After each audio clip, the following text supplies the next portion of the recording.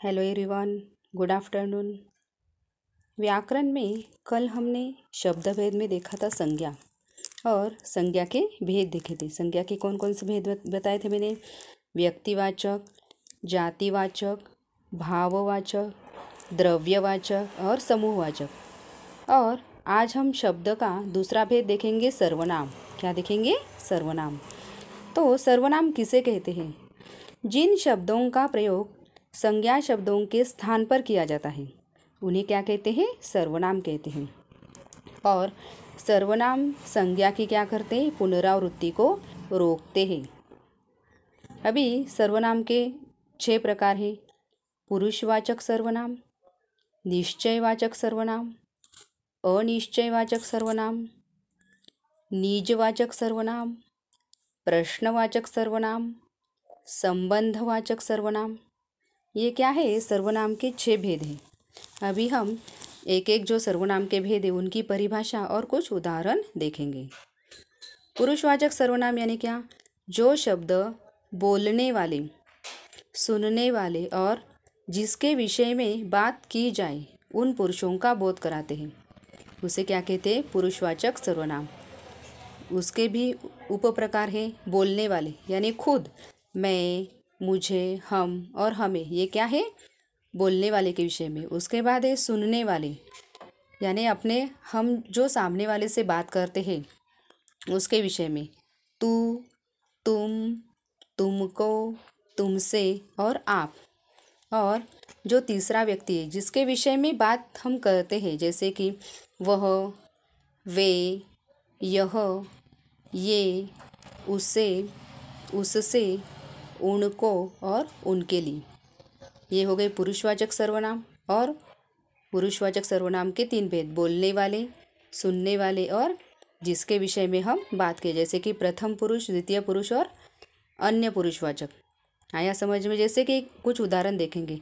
मैं प्रतिदिन प्रातः टहलते जाता हूँ। मैं यानी क्या है? खुद के लिए यानी बोलने वाला। उसके बाद तुम कल कहाँ थे यानी सुनने वाले के विषय में। वह मेरा मित्र है यानी तीसरे व्यक्ति के बारे में। ये क्या है? यहाँ मैं, तुम और वह क्या है? पुरुषवाचक सर्वनाम है। उसके बाद है पुरुषवाचक सर्वनाम का दूसरा भेद है निश्चयवाचक सर्वनाम।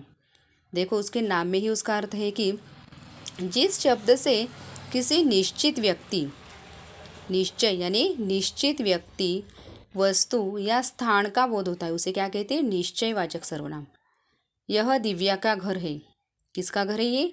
दिव्या का। यानी यहाँ पर निश्चित स्थान का बोध किया है। तुम्हारा कोट वह है, निश्चित वस्तु का नाम है। यहाँ पर यह और वह ये क्या है? निश्चयवाचक सर्वनाम है। उसके बाद है अनिश्चयवाचक सर्वनाम।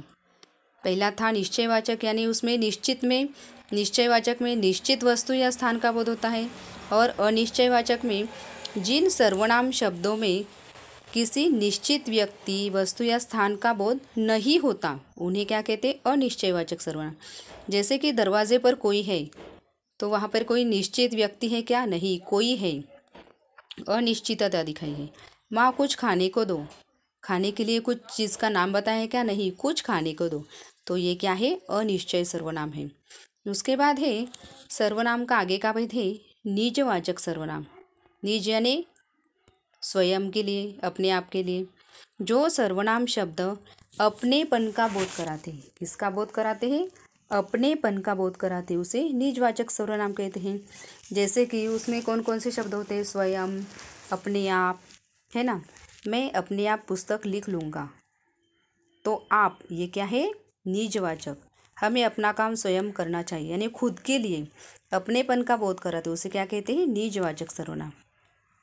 सर्वनाम का 5वां भेद है प्रश्नवाचक सर्वनाम। जो सर्वनाम शब्द किसी प्रश्न का बोध कराते हैं उन्हें प्रश्नवाचक सर्वनाम कहते हैं। जैसे कि वहाँ कौन है? प्रश्न पूछा गया है। प्रवीण क्या कर रहे हो? प्रश्न पूछा है। यहाँ पर कौन और क्या, ये क्या है? प्रश्नवाचक सर्वनाम है। और सर्वनाम का 6वां भेद है संबंधवाचक सर्वनाम। जो शब्द संज्ञा या सर्वनाम का किसी अन्य संज्ञा या सर्वनाम के साथ क्या करता है? संबंध स्पष्ट कराता है। संबंधवाचक। देखो संबंधवाचक नाम क्या है? संबंधवाचक।